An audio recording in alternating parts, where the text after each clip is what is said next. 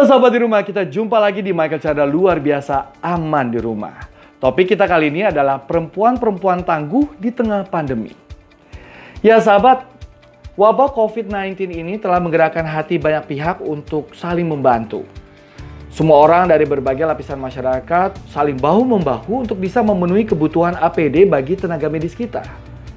Ya memang sebagai garda terakhir yang menangani para pasien, petugas medis wajib menggunakan APD sebagai bentuk pencegahan. Tapi sayangnya sahabat, ketersediaan APD belum mencukupi. Dan itulah yang menggerakkan hati seorang desainer kenamaan Anna Avanti untuk ikut ambil bagian.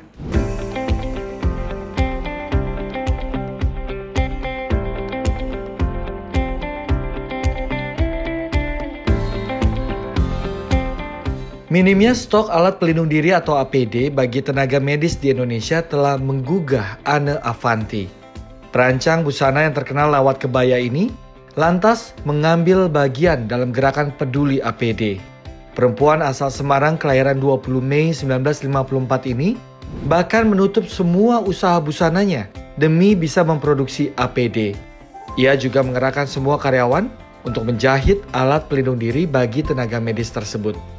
Alat pelindung diri karya Anna Avanti kemudian dibagikan secara gratis ke rumah sakit yang membutuhkan di seluruh Indonesia. Dan langsung aja yuk kita ngobrol sama Bunda Anna Avanti. Halo Bunda, terima kasih buat waktunya buat ngobrol-ngobrol pagi ini. Selamat pagi, terima kasih juga buat semuanya. Semoga hari ini selalu baik untuk kita semua. Amin, amin. Nampaknya Bunda tetap semangat nih. Kalau Bunda sendiri secara pribadi menyikapi stay at home atau aman di rumah ini seperti apa Bunda? Saya rasa manusia khawatir dan takut itu manusiawi ya. Selama kita yakin bahwa kita stay at home dengan baik, bukan berarti kita nggak boleh ngapa-ngapain. Kita harus bisa tetap baik di saat yang tidak baik sekalipun. Makanya itu yang membuat Bunda akhirnya bagaimana caranya di saat yang tidak baik ini kita berbuat baik saja dengan mendistribusikan APD begitu ya Bunda ya? Iya, saya merasa bahwa ada beberapa hal dalam hidup ini yang sebetulnya kita tidak perlu logika itu. Saya nggak pernah bikin APD.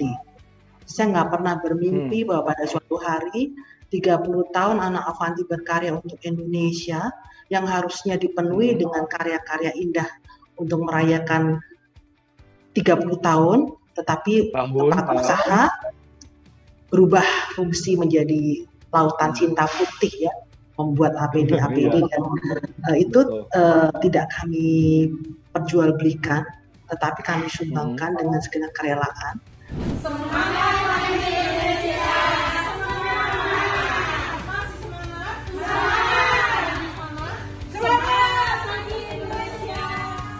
Nah Bunda, tapi pernah nggak ketika segala rencana distribusi pembuatan dan distribusi ini, gerakan ini dilakukan, netizen itu kayak nyinyir, kan biasa ya Bunda ya, netizen kan maha benar ya, berisikin, oh nggak takut rugi apa Bunda Anna, atau ngapain sih, gitu. Ada nggak sih komentar-komentar miring dari netizen?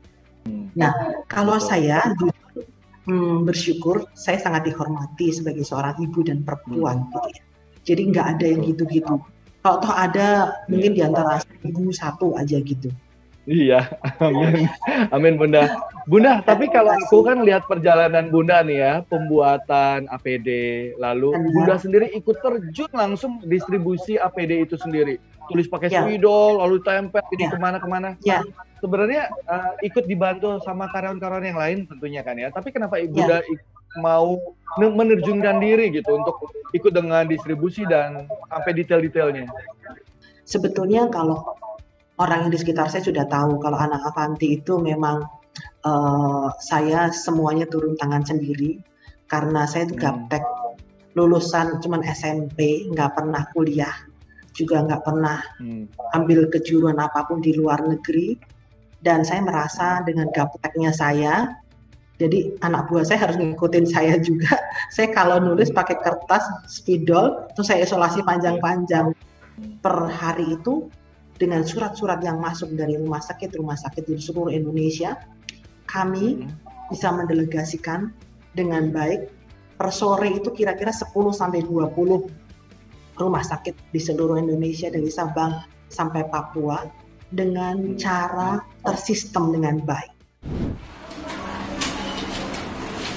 Ini kami menerima email-email dari daerah-daerah dan semua kami file menurut daerahnya, Jawa Tengah, Jawa Timur, Jawa Barat, seluruh Indonesia menggunakan seperti ini. Satu persatu kami file, kami berjuang dan berusaha untuk bisa memberikan yang terbaik semampu kami. Bantu juga ya untuk penjahit-penjahit yang lain, karena saya tidak bisa berjalan sendiri. Bahkan ketika saya lagi berpikir, Michael ngirimnya piye? Ngirimnya piye? Gitu. Betul, itu aku juga. Gimana tuh Bunda? Nah, terus hari kedua, tiba-tiba ada datang 2 orang anak muda gitu loh, mas-mas gitu ke kantor saya. Ingin membantu Bunda juga dalam mendistribusikan APD ini ke seluruh Indonesia dan gratis, langsung merinding. Wow. Terima kasih Bunda Fandi telah mengirimkan sejumlah APD yang dapat kami gunakan. Terima kasih Bunda Fandi. Terima kasih Bunda Fandi. Semangat medis berjuang melawan corona. Nah Bunda, ini aku ada sedikit mau bertanya. Ini kalau Bunda bisa lihat nggak ini? Ini APD-nya bisa ya Bunda ya? Ini APD-nya nih keren-keren banget Bunda. Di bagian tangan ada bendera merah putih. Ini tenaga medis yang menerima APD. Bisa ceritain kenapa desainnya waktu itu seperti apa Bunda? Emang ada langsung kepikiran, oh ya kita coraknya harus merah putih dan batik. Bahkan yang terakhir saya lihat ada corak batik begitu Bunda. Jadi saya ingin bahwa para pahlawan kemanusiaan ini memakai baju APD-nya, persembahan kasih dari Yayasan Anna Avanti itu dengan penuh sukacita. Dihargai sebagai seorang manusia, bahwa mereka juga berhak untuk bahagia dengan tugasnya. Mereka juga berhak untuk mendapatkan sukacita karena mereka waktu bertugas pun mereka butuh support merah putih. Betul. Merah putih, jadi ya itulah yang sebenarnya menyematkan merah putih sedikit ya. Wow, supaya ini para tenaga medis yang merupakan pahlawan kemanusiaan ini tambah semangat lagi untuk bisa memerangi COVID-19 ini ya. Dan ingat terus tangannya merah putih. Merah putih. Ya merah putih. Ya. Nah sejauh ini Bunda semua untuk merah putih. Nah sejauh ini berapa banyak APD yang sudah terdistribusi? Sekarang ini bukan perlombaan banyak-banyakan, besar-besaran, tapi saat ini adalah bagaimana kita mencoba untuk belajar, memberikan dengan satu ketulusan, bukan karena besarnya, bukan karena kecilnya, gitu. Jadi tidak bisa saya katakan berapa, tapi yang pasti kami tidak berhenti. Dan setiap hari masih terus saya posting terus di Instagram, semangat, kami ini tidak berhenti seperti itu. Hari ini nanti juga semangat dari tanggal 22 sampai dengan hari ini.